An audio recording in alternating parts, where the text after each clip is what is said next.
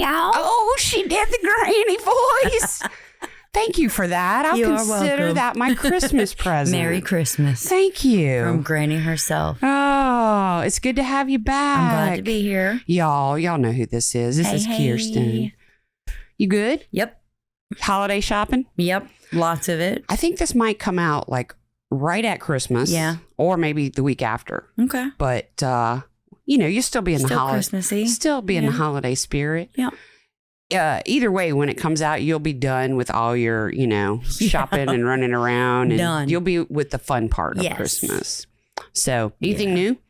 Nothing really new. What you drinking? Same shit. Neutrals. Neutral. What flavor? This is pineapple. I brought watermelon and orange. Which one do you like the best? Probably pineapple. Between pineapple. Are they and carbonated? Yes. Okay. But they're good. Like they're not. You know how sometimes you get those drinks that are pre-made and they're so sweet. Like these just have like a hint of sweetness. Yeah, it's a tiny bit of sweet. I like carbonated drinks. Yes. Well, I mean, except I'm drinking whiskey. In general, I like. Now, if we find carbonated whiskey, that might be a thing. Today, I'm kind of drinking two things. Swear That's a black jar. That's Swear Jar, like the Black Label. Ooh. Yeah. The bougie Swear Jar. Yeah, the bougie one. That's cool. I don't know why it's. Oh, let's see. It says right here. Aged 10 years. Oh, what's the other one's aged? 2. I don't know. All right. I don't know. It doesn't really say. No, it doesn't matter. Have a little banner on the front. Only aged 1 year.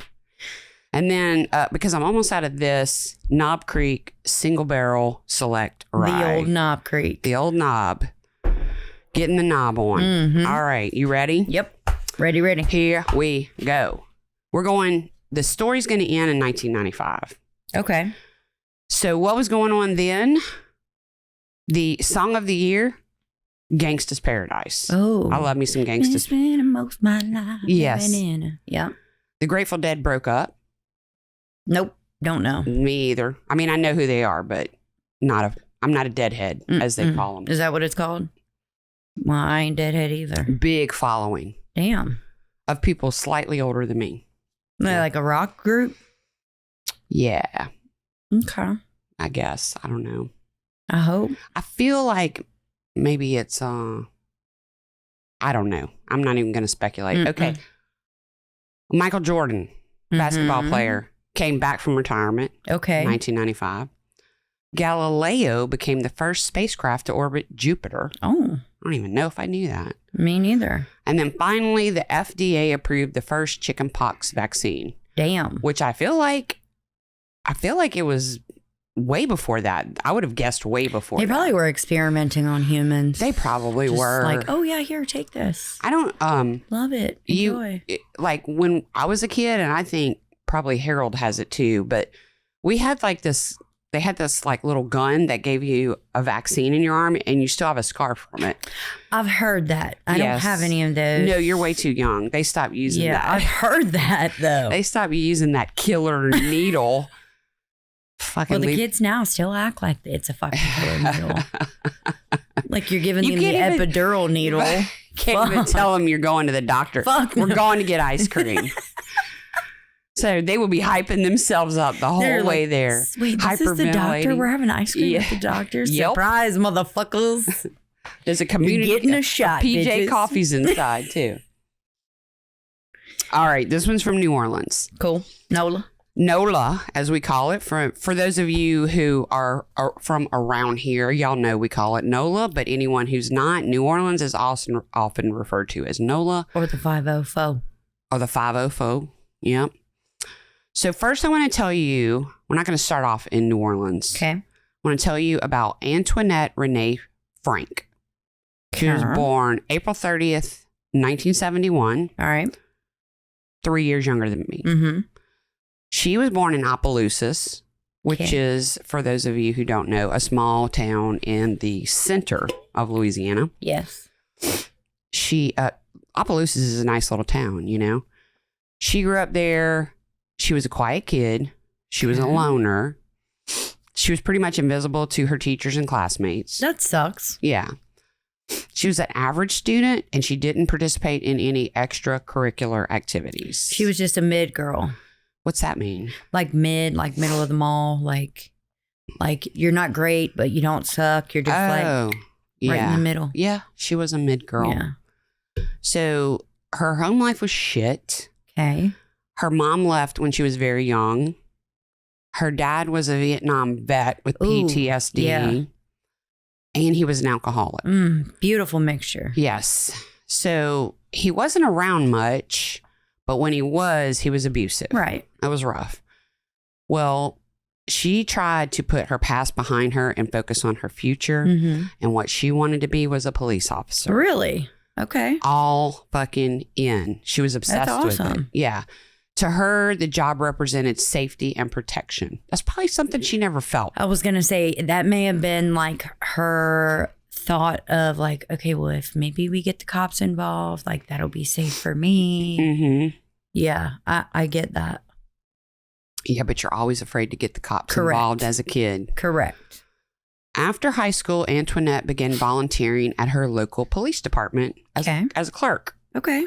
She's so into this that she's doing volunteer work. She's doing it for free. Yes. On her 21st birthday, the actual day, she applied to the State Police Academy. Cool. And she turned in her application with a cover letter, giving herself a glowing review. And she was ready. Yeah, she was saying in that letter why she would be just like an excellent police officer. She's excited. So she got in. She aced the entrance exam. Good. While in the academy, she excelled in the physical. I can't talk. We're on page 1. The physical and academic challenges. She did good. Good. But she failed her psychology exam. Yeah, that's the one. The psychologist who performed the evaluation said she should not become a police officer. His report said, quote, "She is narcissistic. Oh, shit. And antisocial. She is not fit for this job." Yeah. Wow. That's pretty hardcore. Yeah. Well, I know whenever they go to take those exams for like, even for reserve here, it's like a 500 question thing. And it asks you like questions, and then it'll ask you the same question in a different way to see what your answers. It's basically like a repeat of X amount of questions. I feel like they're trying to find out if you lie. 100%. Yeah. So Antoinette, this is her dream. Yeah. She found a loophole. Okay. She was able to get a second opinion and hire her own psychologist. Really? Who came forward and said she is awesome. She is a go-getter. She is a hard worker. She is all the things. She wants this. Yes. Yeah. So she was able to stay in the police academy. Wow. And she graduated near the top of her class in 1994. I'm shocked. Really? That they allowed that. Well, I mean, that would be, I think that's only fair. I agree, but life's not fair. Yeah, life isn't fair. You're right. Like, I would have thought that they would have been like, no, we've tested everybody else, and everybody else was able who's in the academy has been fine. So I see what you're saying. Why should you get to do that? Yeah, I see what you're saying. That's awesome. Well, she did. She graduated top of her class. Well, near the top of her class. Yeah. From there, she took a job with the New Orleans Police Department. Rough. Yes. But she lived in New Orleans. No, she was in Opelousas. She went from a small little friendly town to yeah, okay. That's very rough. Well, I can't say biggest crime in the state because Baton Rouge is probably right up there. I think they're about what and what, to be honest with you. Yeah. So she's living her dream, right? Good. Unfortunately, at this point in time, while she's living her best life, her dad loses his home. Shit. And she feels obligated to take him in. Right. He's appreciative. Things are going well. However, all of a sudden one day, he just wasn't there anymore. He vanished. Oh. No note, no explanation, just left with the clothes on his back. And he's older. Yeah. Yeah. So here she is being abandoned a second time. Her mom already abandoned her once. And now her dad's, bro, where are you going? Right. Like, she's giving you a place to live. What the fuck? Yeah. So she reported her dad missing. Like, normal. Go to work one day. Hey, guys, I need to fill out a report for my dad. Hey, can't find my dad, guys. Yeah. So Antoinette was a good cop. Okay. She did outreach in the community to help troubled kids. Nice. She won Officer of the Month. She was living her best life. Yeah. She was liked by her supervisors and her coworkers. Good. Okay, a senior officer named Ronald Williams, his name's going to come up again. All right. He took Antoinette under his wing, and he was mentoring her, and he helped her get a side hustle. You know how cops do off-duty security? Yeah. They have to because they're freaking broke. Their pay is shit. So he helped her get one of these security side hustles. Good.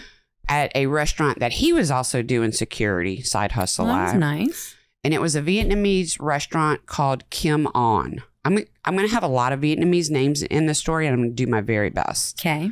So Ronald hooked her up with them. They were able to kind of go back and forth and cover this place, and she appreciated him getting her some side work. Yeah. So things are looking up, right? Good. So this restaurant was owned by the Vu family. All right. Yeah. While Antoinette's doing her off-duty security at the restaurant, she got very close to the Vus. Good. They even treated her like one of their own. Right. Like super close. Probably everything she needed her whole life. Yeah, no doubt. Yeah. Like a stable, like something. Probably, they're probably very routine and, disciplined. Mm-hmm. Okay. Of course, being a police officer, you're going to meet a lot of people along the way in your job. And Antoinette met a man named Rogers. His first name is Rogers. Okay. Lacaze. Okay. Okay. You want to know who he is? Yes. I want to know who his mom is that named him Rogers. Drop the S, baby. That's the last name. Yeah. So Rogers is an 18-year-old gangster. Oh, motherfucker. So Antoinette's 23 when they meet. Like Antoinette, Rogers had come from a broken home, but instead of becoming a police officer like her, he went the other way. He became a thug. Yeah. He dropped out of school. That's eat or be eaten. Yeah. He fathered 3 kids as a teenager. Oh, shit. Yeah. His Rogers' role model was his older brother, who was a small-time drug dealer. Okay. Beautiful. So Rogers had children to support. Right. And fast food ain't gonna cut that. Mm-mm. But then his brother hit some misfortune. He was in a drug-related shooting. Oh, fuck. Got paralyzed. So now Rogers not only got to take care of his kids, but he got to take care of his big bro. I'd be like, if you're going to shoot me, just kill me because I don't want to be paralyzed and somebody has to take care of me. No. Nope. So obviously he's like, okay, bro can't work anymore. I'm just going to pick up the gig and take on the family business. Because ain't no money like drug dealer money. That's what I've heard. Ain't no money like that. I don't know. All right. So Rogers is going along fine. Everything's good. Well, I mean, he's a drug dealer, but everything's fine. He's supporting where he is. And he got shot in a drug-related incident. He was taken to Charity Hospital. It's time to close the family business. No shit, right? He was recovering from surgery when a police officer was sent to get his statement. Yep. And you're shaking your head because you know who that police officer was. Antoinette Frank. Yep. So their 2 jobs are polar opposite. Exactly. Could not be any more opposite.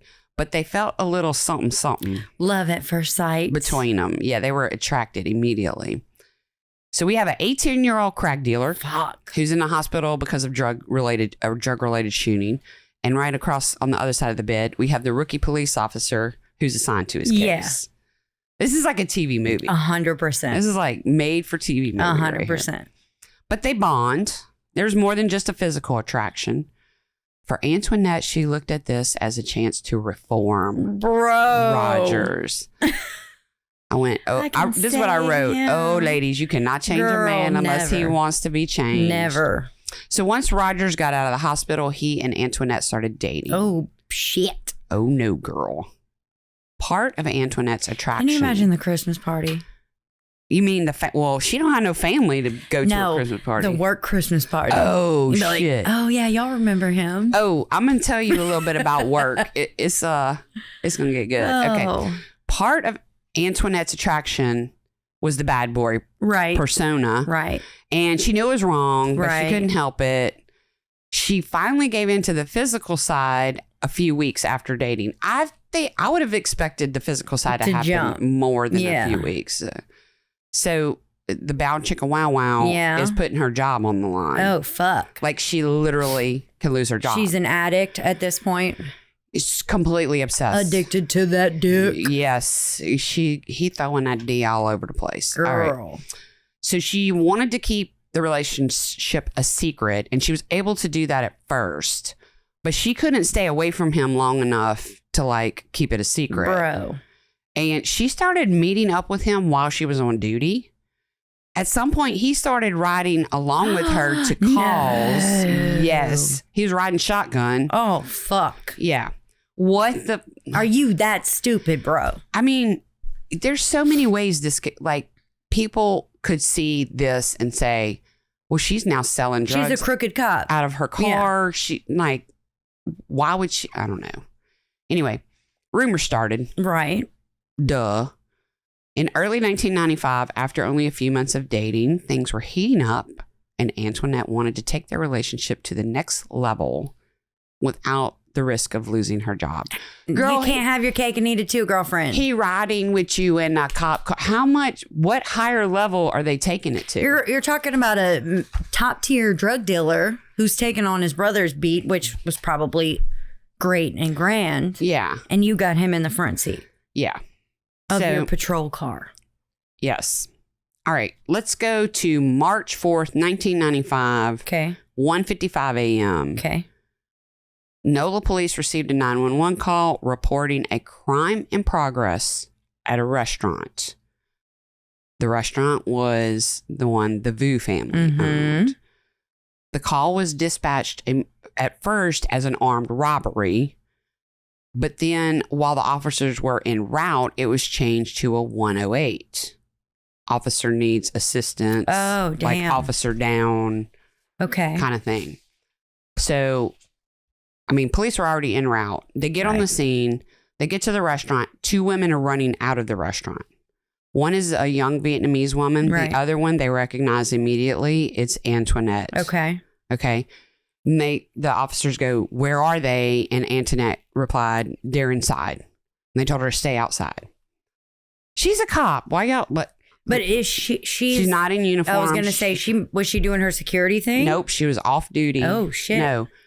Officers cautiously went inside. They had their guns out. They did the look around the corner because they don't know what they're walking into. The bing, clear. Yes, clear. They don't know if the shooter or shooters are still in there. Somebody could have a gun. Yeah. You know, they're being cautious. Right. They get inside. It looks clear. They get inside. The first thing they see is the body of Officer Ronald Williams. The other guy, remember I told you, who had taken her under his wing. Do we know if he was an older guy or like her age or? To me, he was young, but not her age young. Also, I felt like he had been on the police force for a while. Yeah. So, you know, I'm thinking maybe late 20s. Okay. Old enough to. So there's potential for a romantically. Between them two. To where he felt. Jealous. Yeah. There's that potential. Yeah. Yeah. So Officer Williams had been shot 3 times in the back. Oh, damn. The neck and the head. Like he was, yeah. So as the police continued through the restaurant, they came to the kitchen. It was gory. There were 2 bodies in kneeling positions. Motherfucker. Like they had been praying and begging for their lives. Both had been shot in the head. One was a young Vietnamese woman. The other was a young Vietnamese man. The female had been shot 3 times. The male had been shot 7 times. Oh, Lord. It was brutal. Yeah. Blood everywhere. Yeah. The police officers didn't find any other victims, nor did they find any shooter or shooters while they're clearing the rest of the scene. So now we have a restaurant that's a crime scene. Yes. Okay. The first course of business, let's find out what led up to this. What the fuck happened? Yeah. So they question the 2 women running out, which was Antoinette and the young Vietnamese woman. She was 23-year-old Chow Vu. She was the daughter of the owners. Yes. Okay. The family. There's a lot of Wu children involved in this. And when I call them children, they're like 17, 19, 20. Still, They're working at the restaurant. Their parents weren't there. Yeah. So Chow is in so much shock that she can't even speak English at this point. She's speaking Vietnamese. Full on stress talking. Yes, she cannot even. So Antoinette's trying to talk to her, and she's also telling her side of what happened to the detectives. And she told them there were 2 other victims inside and explained who those people were. Right. 24-year-old Ha and 17-year-old Quan. His name is Ha Vu. Ha is a female. Her name is Ha Vu? Yes. Her name is Ha Vu. Yes. So that the information, at this point, what Antoinette's telling them is critical. Like, she knows these people. She was there when the shots went out. This is her family at this point. Yeah. She told the detectives that she and Ronald Williams worked at the restaurant, and that day or that evening, she had gone to the movies, then dropped by the restaurant for some food because they fed her for free whenever she came. She said when she arrived at the restaurant, she started hearing gunshots. Now, she's outside. She says she sees 3 men wearing ski masks fleeing the scene in a dark colored vehicle. You're already rolling your eyes. Girl, you play with the wolves. This is how this goes. So Antoinette was like, I'm assuming they were there to rob the place. Right, which would make sense. Yeah. And from working there, Antoinette knew that like this would be the time of the night that they were closing and cleaning up and counting the money and doing all that stuff. So she guessed they were there to rob it. So police are wondering if they were there to rob the place, why did they kill a police officer? Literally. Why did they kill 2 other innocent people? Right. Why didn't they just take the money and go? Yeah. Yeah. And I know Antoinette was off duty, but my initial reaction when I started researching this part of the story was, I know she's off duty, but doesn't she still carry her gun with her? Like, bruh. I feel like that would depend on whatever she was doing.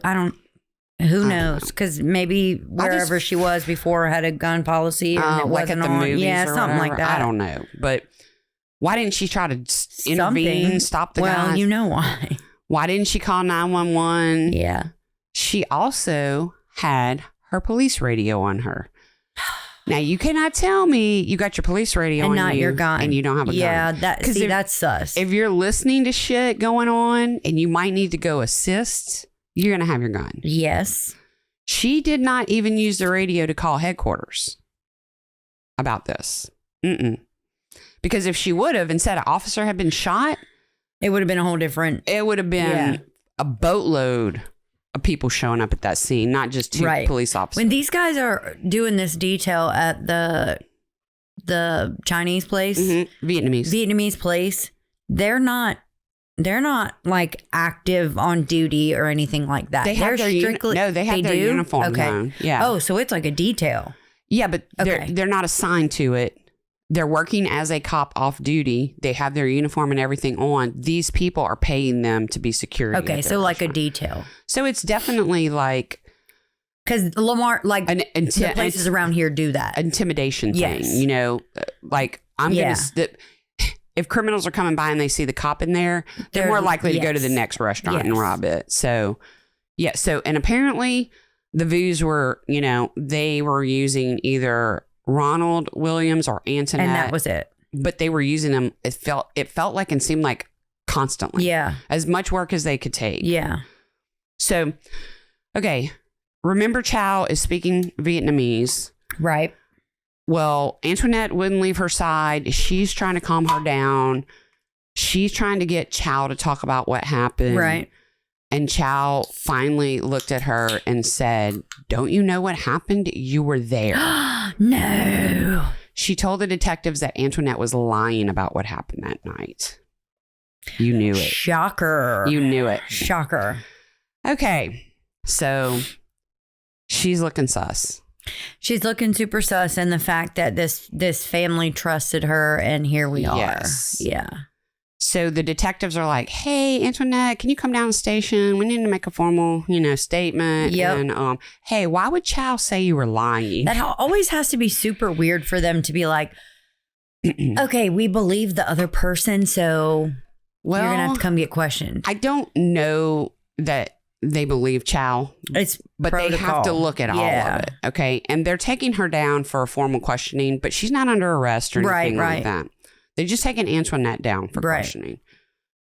And they're like, why would Chow lie about this? And she quickly changed her story. Of course. She said she must have been confused in all the chaos. Yeah. How you going to be confused about being outside the restaurant or inside the restaurant? Right. No, you might be confused that 5 shots were fired and it was 7. Really, yeah. You might be confused. Yeah. Plus, you're a police officer. Yes. Like, you've seen shit. And you've built your whole life to do this. Now, what the fuck are you doing right now? Yeah. Like, what the fuck are you doing? Right. So she changed her story and she's like, I'm sorry. You know what? I do remember being inside for a few minutes and I was talking to Chow. I went in to pick up some food. Then she said when it all started happening, she tried to help the VU children and she was able to get 2 of them out the back door to safety. Okay. Mm-hmm. She, so this statement is completely different. Right. From the first thing she said. Completely. Totally. That's weird. Sus. So sus. Now the detectives are definitely starting. They're like, all right, what the fuck's really going on? When they were investigating the scene, the back door of the restaurant was locked. So how did you shuffle people out? And then, let me just lock everybody in. So nobody can come back in the back door? All right. So she couldn't have helped them get out the back door. They knew she was lying. They wondered out loud, like we did earlier, why did she not call in? Yeah, if you're not going to call and you have your radio, you need to at least think kind of criminally and be like, all right, well, let me not be still holding this when the fucking police show up. Right. They also wondered why Antoinette didn't rush to help Ronald Williams, who is her brother at this point. Yes. He has done so much. Yeah. So she's looking bad. Yeah. And when they're asking her this, so she doesn't really have an answer for anything. And they're obviously wondering, what's she trying to hide? Right. What's she trying to cover up? Right. And as the conversation went on, they became more and more convinced that she was involved in this whole thing. Yeah. Well, they weren't really getting very far with conversation with Antoinette, so they go back to the restaurant to talk to Chow. Mm-hmm. Now, by this time, Chow's brother, Kwok, was in the restaurant. Okay. He had been in the restaurant at the time of the shooting.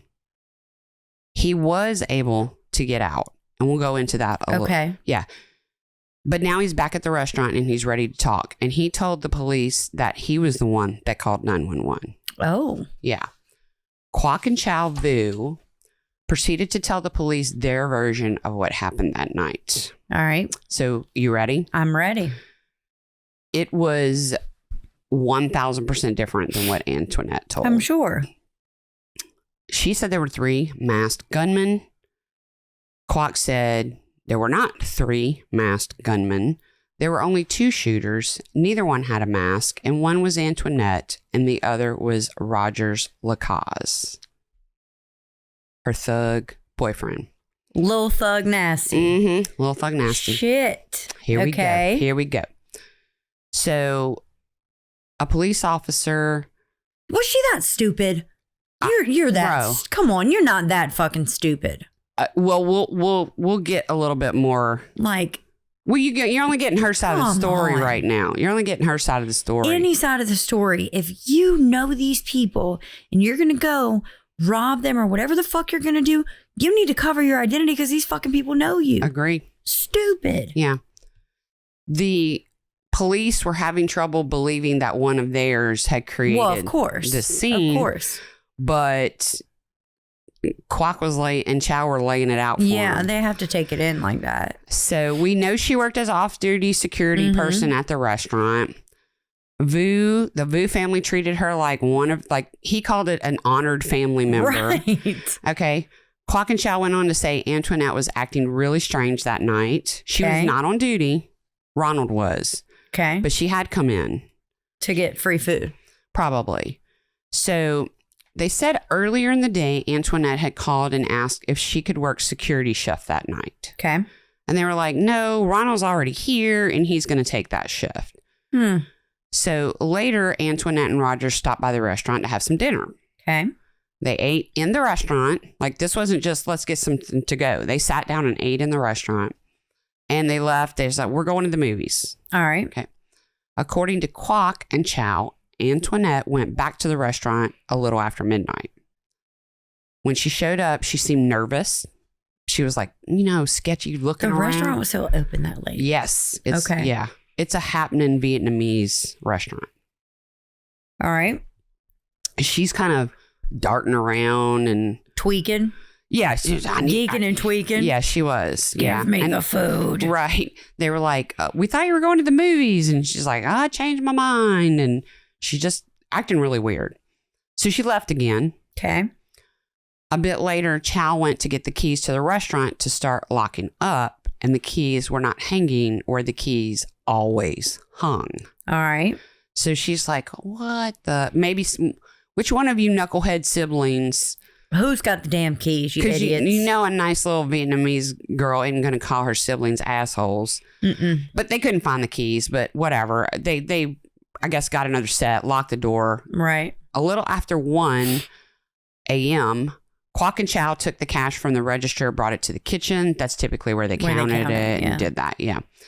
The other 2 siblings were in the dining room, sweeping, cleaning, doing all that. They got the shit end of the stick that day. Yeah. Well, we're going to count the money. You guys are going to do the cleaning today. Yeah. So Antoinette showed up again and the door was locked this time. Good. But guess what? She had the key. She had the keys. This is like her second family. Yeah. She knew their routine. She knew where they hung the keys every day. Dirty. So she starts unlocking the door. She don't have a mask on or anything. And the VU kids are starting to panic. Well, they're like, what the fuck is happening? Yeah. So they hid the money in the older brother and sister. Oh, God, here we go. Kwok and Chow. Mm-hmm. They hid the money in the microwave. Okay. Because they were like, she shouldn't be back here. What's going on? Right. They didn't know what was going on. A few seconds later, Antoinette's inside the restaurant and she went straight to the kitchen. Because she was being weird at the beginning. Yes. Yeah. She was. Not the first time when she came with Rogers and ate. But she just was being weird today. She came back the next time. Yeah. This all happened in one evening. Yeah, she came back for her 3rd time just now. So she's in the kitchen. Chow's like, what are you doing here? Like, what's going on? Yeah. And she's pushing him like, come on, I got to talk to you. I got to talk to you. Antoinette is telling Chow that. And as they're going toward the kitchen, Officer Williams is following because he wants to know what the fuck. What the fuck is going on? Yeah, what. Yeah. And he doesn't notice, but Rogers comes in the door. Behind. Because, yeah, he's behind him. He's got his back to the front door. And he pulls up on him, shoots him in the neck. Officer Williams goes down. And then Roger puts 2 more bullets. 1 in his head and 1 in his chest. Wow. Yeah. He's gone. Yeah. Antoinette was in the kitchen with the VU kids. Mm-hmm. She seemed, according to Chow, Antoinette seemed surprised by the gunshot.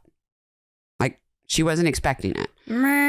So Antoinette turns to the sound of the gunshot, and the VU kids take that opportunity to try to find places to hide in the kitchen.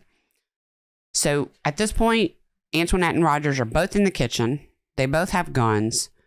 Kwok and Chow had gotten into the big walk-in cooler. Okay. The other 2 children were Ha and Kwong. Can you imagine calling all of those kids to dinner? No. There's no way I'd be able to keep all of that straight. You would. I mean, no. I had a bunch of kids and I couldn't keep their names straight. There's no way. No, you wouldn't. Yeah. So Ha and Kwong couldn't really find a place. They're just kind of huddled. Right. And Antoinette and Rogers finds them first. And they're on their knees. That's the youngest? I'm going to tell you their ages here shortly. But they're on their knees. They're literally begging. Yeah, please don't kill us. Chow's in the cooler, the walk-in cooler, and she's kind of peeking out. Mm-hmm. And, obviously they're screaming, where's the money? Where's the money? And they don't know. They don't know that their sister put it in the microwave. Yep. So they're like, we don't know where the money is. Don't kill us. Please, please, please. So they're threatening them. God damn. Antoinette and Rogers are yelling and freaking out, and Antoinette turned to Ha and put 3 bullets in her. Yeah. Oh my God. Yeah. She then turned to Kwong and pistol whipped him, then put 7 bullets in his head. Yeah. She had to have reloaded at that point. I mean, yeah. Because that's 10. I don't know. I don't know enough about guns to know. I would imagine she had to reload. Maybe so. If it's a pistol. Yeah. Yeah, definitely. I mean, you're looking at, unless she had that's too technical. I'll save you that trail. Because we don't need to go down that rabbit hole. No. All right. So the whole time Antoinette is doing the shooting and beating, and as she's just yelling, where's the money? Where's the money? Where's the money? So let me kill you so you'll tell me. Yeah. The fuck? None of this made sense. At all. So these 2 of the Vu children are dead. Okay. Remember, there's 2 still hiding. Oh, I could not imagine being the ones that are hiding. Mm-hmm. And having to hear that and not be able to do anything because Yes. Like. You'll be next. If they find you. That's it. You're good as dead. Well, they didn't find him. Good. And they hear Antoinette and Rogers leaving, and they wanted to go help their siblings, but they weren't sure if those assholes were still inside or what. So Kwok made the decision to run out to get help. Right. And I don't know why he didn't use the phone in the restaurant. Don't ask me. Maybe the line was cut. Or if he was a standing duck and knew that if he got out, they wouldn't catch him that quick. So he ran out to a nearby house, and think about it, it's 2 a.m. Yeah. Oh, hey. He's pounding on the door, So while he's doing all that and calling 911, trying to get help, Chow finally decides to leave the cooler. Yeah. And she's crawling through the kitchen past her dead siblings. She crawled past Officer Williams. Mm-hmm. She finally gets to the front door, and there's Antoinette with a gun. Fuck. I don't know how, but Chow got past her and ran out. She's out of bullets. Oh, maybe so. She had to have been out of bullets. Click. So she got past her, ran out the door. Antoinette ran out the door. And that's when the responding officers are responding. Yep. Yes. And we know what happened after that. So think about it. Antoinette had to be going back to that restaurant to kill Kwok and Chow. 100%. To leave no witnesses. 100%. Because she knew, like you said earlier, these people knew her. Yeah. They had no covering on their face. What? And my biggest thing is these people fucking took you in and you did them like that. Yes. Like, you had a shitty home life. Your mom left you. Your dad is mentally unstable. Mm-hmm. He's an alcoholic, but he's also, fucked up from everything that he dealt with. These people take you in and you allow all of this to just go down like that. Yeah. All because you're... Because you want to date Mr. Thug Nasty. Yes, Thug Nasty. Yeah. Okay. The detectives confronted Antoinette with Kwok and Chow's story. Mm-hmm.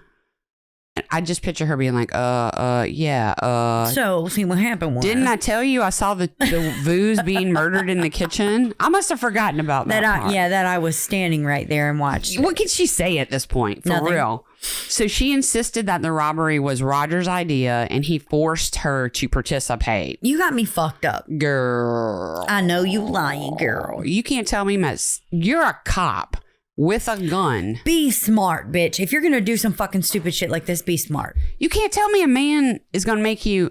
I'm sorry. It must have been a big ass dick. He must have fucking laid it on her ass. He was throwing it deep. Yeah. So she's like, Roger's been talking about a robbery, but I didn't know he was going to use guns and shoot anyone. And bitch, you a cop. The fact that he was talking about a robbery and you're all of a sudden like, oh yeah, that sounds like a great idea. I didn't get the impression she was saying it sounded like a great idea, but I also did not get the impression that she was like, no. Trying to talk him off the ledge, So police go looking for Rogers. He's at his brother's house. Of course. He's wearing only his silk boxer shorts when they get there. The silk boxer shorts. Because thug life, right? Right. You got to stay fresh. Rogers had gotten rid of all the clothes he was wearing. Of course he So did. there was no evidence. And Right. that's why he was just in his jockeys. Right. Okay. But with the eyewitness testimonies of the Vus, Antoinette and Rogers were charged with 3 counts of first-degree murder. Okay. So no surprise there. Yeah, but my initial thought, like I mentioned earlier in the story, she thought she was going to change him. And I think he wound up changing her. 100%. The drug dealer changed the cop. Yep. All right, let's jump to the trial. Like, it's only just a little bit of drugs. Only just a little bit of robbery. I mean, they're going to buy their crack from somebody. Yeah. Why not you, honey? Might as well. I just turned the other cheek. Yep. Yeah, my man's got the top tier drugs if y'all are looking for something. Right. She arrests someone who's a crackhead. Now, when you get out, you need to go see Rogers Lacaze. He's on the corner of 5th and 12th. His shit ain't going to make you rob people. All right, July 17th, 1995. Okay. Rogers' trial started. Good. His defense, I didn't have anything to do with the shootings. In fact, I wasn't even at the crime scene. I bet you weren't. His defense attorney claimed that Antoinette was angry with the Vus for cutting her hours and she's going to rob them to teach them a lesson.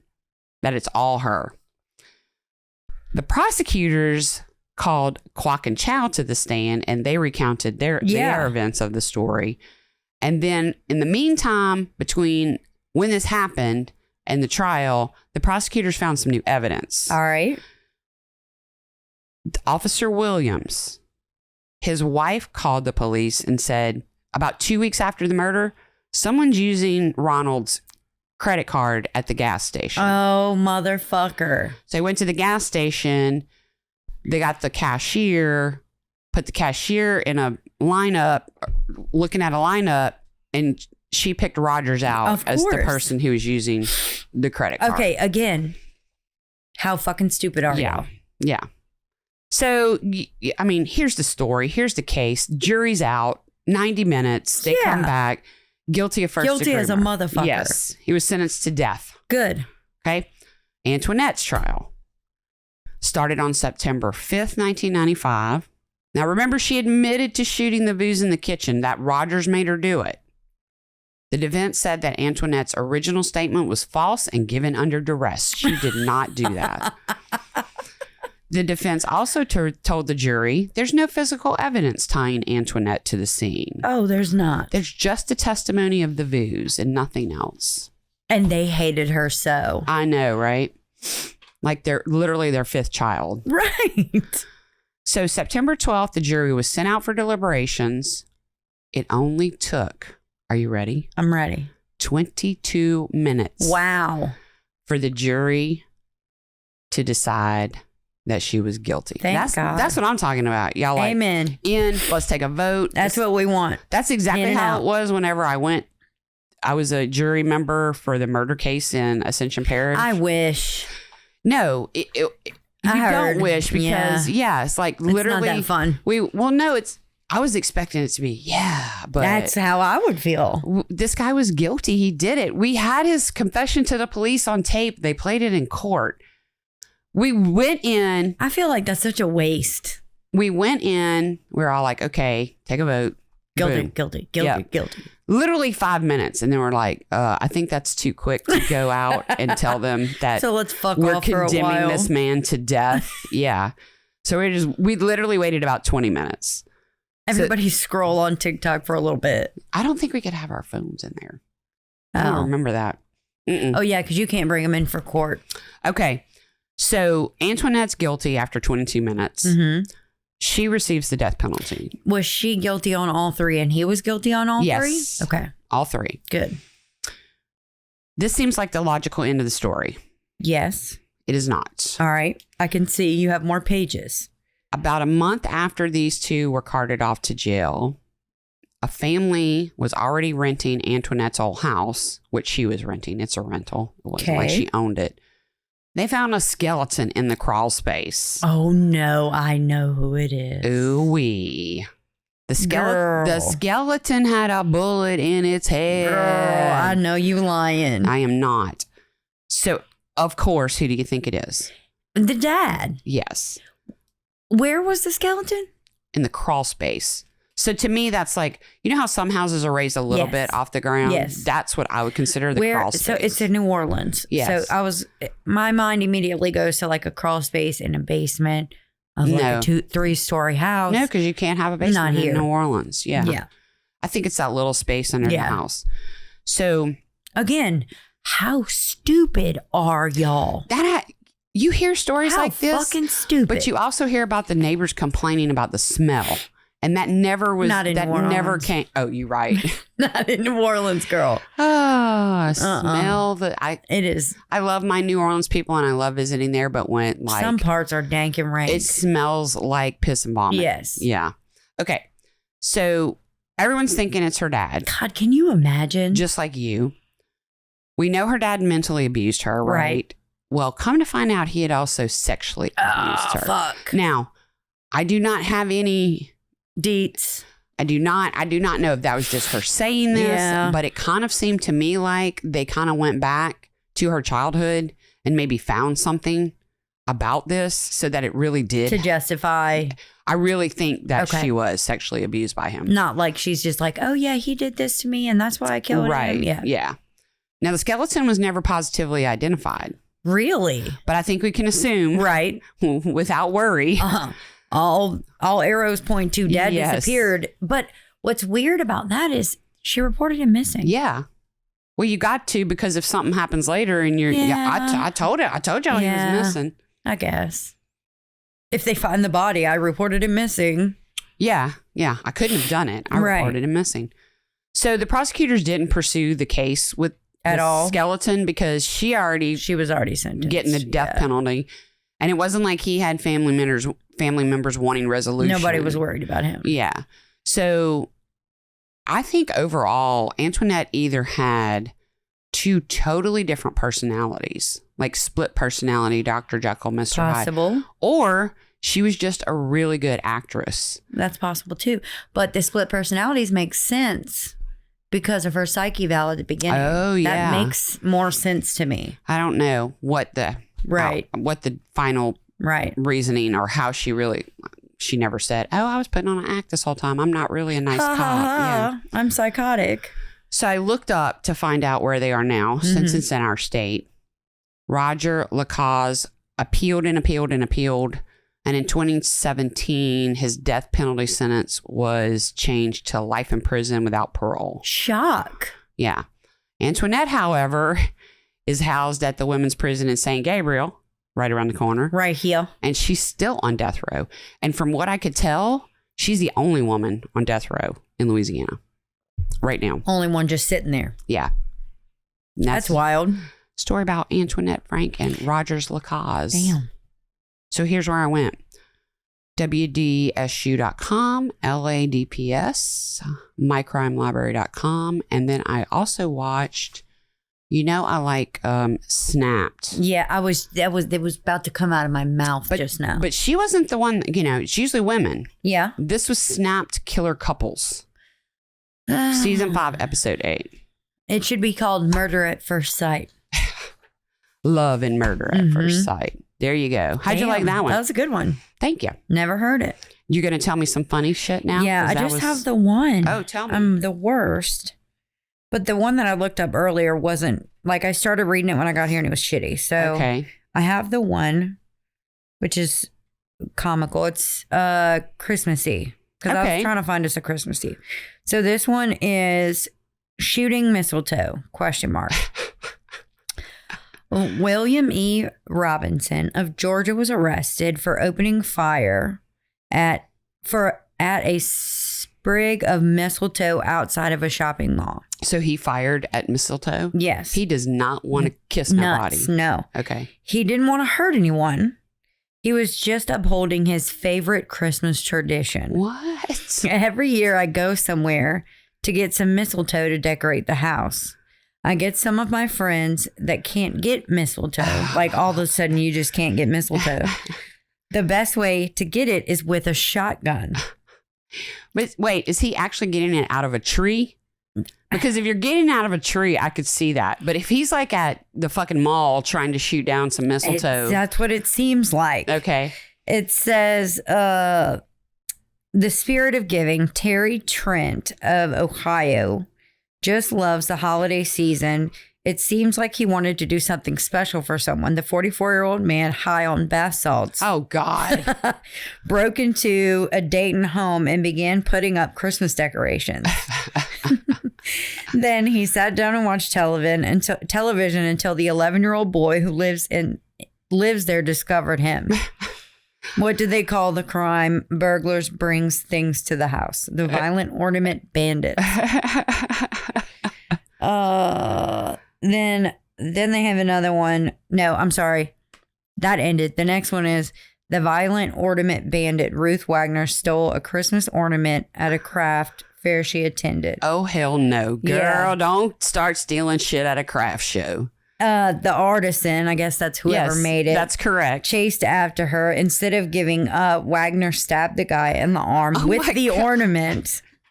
What the fuck kind of ornament? ornament? Have a Christmas crafts jail? Dude, was the ornament like a full-on like solid gold star? Like a metal? I'm not chasing you for no fucking ornament. Yeah, but listen, if you're an artisan and you made that shit with your own blood, sweat, and tears. Probably. You'd be like, fuck you, we're at a craft show, bitch. We're going to throw down. Shit. Yeah. Besides, the other story is bath salts like, you can't afford real drugs? Are you just trying to do drugs and not get? I think you have to be high to the point where you're like, I need to be more high, so let's try this. I was thinking that maybe you're trying to pass a piss test at work and you're just trying to, anything that's, I don't know. I don't fucking know. Well, thank you. That was amazing. It was rambly and interesting.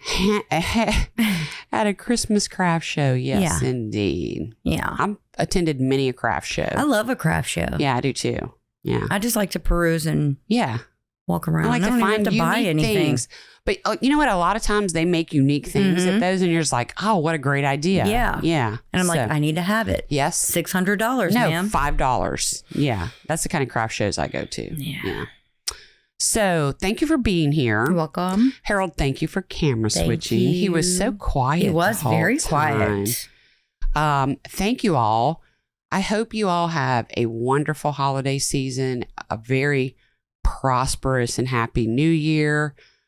I'm not even going to do commercials for the pod this episode.